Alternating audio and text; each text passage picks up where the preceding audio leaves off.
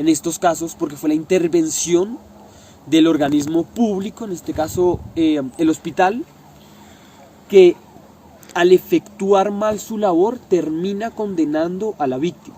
En el caso que me comentas, el muchacho venía con una incisión aquí, concretamente una puñalada que le habían pegado, y precisamente por negligencia médica terminan no solo dejándole un utensilio médico dentro del organismo, sino además contagiándole la sangre de virus inmunodeficiente, de inmunodeficiencia humana. Esto es sumamente grave porque habla, y con estos precedentes, de una responsabilidad médica concreta. En la sentencia de 2013 que te hablé, el Consejo de Estado termina condenando al Estado y haciéndole pagar a través del Ministerio de Salud la reparación necesaria y que exige la víctima. Y después el hospital público tiene que recomponer ese vacío fiscal que le genera al Ministerio de Salud o el médico en concreto. En este caso estoy de acuerdo contigo en que no todo es por culpa del médico, sino también por el hospital, debido a que la sangre, el médico confía en que la sangre que está utilizando está bien manejada y que no tiene precisamente estos malos tratos ni mucho menos una enfermedad de transmisión sexual. Es por esto que condena precisamente al Estado y asimismo al hospital público, lo que se puede hacer en este tipo de casos. Además de esto, tengo que hablar de la ineficiencia de la reparación directa. Estas sentencias, la del 2013, fue una demanda interpuesta en 1998 y la de 2017 fue una demanda interpuesta en 2003.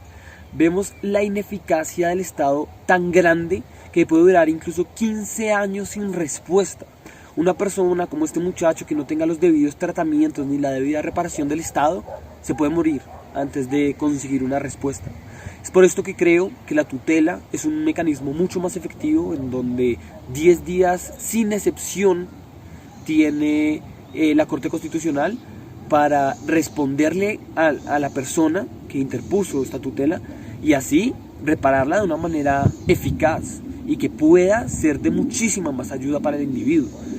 Es por esto que te manifiesto que el muchacho tiene como demandar al Estado y a las entidades públicas, pero de una manera mucho más eficaz de la que están pensando. Muchas gracias, hasta luego. Finalmente conversaremos con un abogado constitucionalista que nos va a explicar el desarrollo de la acción de reparación directa y la responsabilidad médica en la Corte Constitucional. Buenas tardes, el observador. Es un gusto estar aquí con ustedes. Doctor Giovanni, por favor explíquenos cuáles son las bases de la responsabilidad del Estado. Okay. Es una muy buena pregunta. Las bases fundamentales de la responsabilidad del Estado en materia de salud se pueden dividir en 3 situaciones. El primero es el carácter constitucional. El artículo 90 de la Constitución Política establece que el Estado será responsable de todos aquellos daños que le fueren imputables y estará llamado a responder y a indemnizar precisamente los daños que se hubieran causado. No solo eso, sino que además también esta norma de responsabilidad aplica en el carácter civil, ya que el artículo 2356 del Código Civil establece que todos aquellos que generen perjuicios con sus acciones u omisiones están llamados a responder y a realizar una acción indemnizatoria. Adicionalmente, en este país tenemos una particularidad y es la descentralización por servicios. ¿Qué es la descentralización por servicios? La descentralización por servicios es cuando el Estado decide delegar ciertas funciones públicas para que sean entidades privadas o sujetos privados en general los que presten este tipo de servicios. Es el caso de la salud. La salud no solo es prestada por entidades públicas directamente afiliadas al Estado, sino también por entidades privadas que están sometidas al control del Estado. En este modelo de descentralización, el Estado pasa a ser, en muchos casos, un mero órgano de control y de vigilancia de estas entidades. Estos órganos de control son en especial la Superintendencia de Salud y pues por supuesto el Ministerio de Salud se encarga de coordinar toda la prestación continua y completa que haga el Estado en el territorio nacional. Doctor Giovanni, por favor explíquenos cómo ha fallado el Consejo de Estado en estos temas. Ok, eso es interesante. El Consejo de Estado ha establecido en reiterada jurisprudencia varios criterios para determinar en qué casos se puede dar responsabilidad estatal. en sentencias desde 2014 hasta 2018, incluso si nos remontamos a mucho antes, pero se ha unificado desde el año 2014 hasta la actualidad. El principal criterio que se suele revisar es la naturaleza de la institución. Si la institución es de carácter privado, en principio no habría una necesidad de responder por parte del Estado. ¿Qué sucede? Hay casos excepcionales en los cuales el daño se generó por un deficiente cumplimiento del deber de vigilancia que tiene el Estado. Es decir, los órganos de control, como la Superintendencia de Salud, no cumplen con todas sus obligaciones con respecto a la prestación del servicio, y este incumplimiento es la que genera el daño. Solo cuando se puede demostrar que el daño que se generó, el perjuicio que se le generó al civil, es producto directo de esta falta de vigilancia por parte del Estado, a pesar de que haya sido una institución privada, se puede imputar la responsabilidad estatal. Adicionalmente, se tiene en cuenta la actuación del galeno o la forma en la cual se generó el daño. ¿A qué me refiero con esto? El Estado ha generado ciertos parámetros, en especial el Ministerio de Salud, bajo los cuales se debe comportar un médico de manera idónea para realizar la prestación del servicio. Bajo este entendido, se han generado guías, como la Guía para Prestación de Urgencias, en las cuales se establecen los criterios, la forma de actuar, los procedimientos, los análisis, los exámenes que se tienen que realizar para poder garantizar la prestación idónea de estos servicios. En estos casos, cuando se actúa de manera ajena a estas guías, se entiende que el Estado no es responsable, por lo general, de los daños que se hubieran causado. Pongo un ejemplo.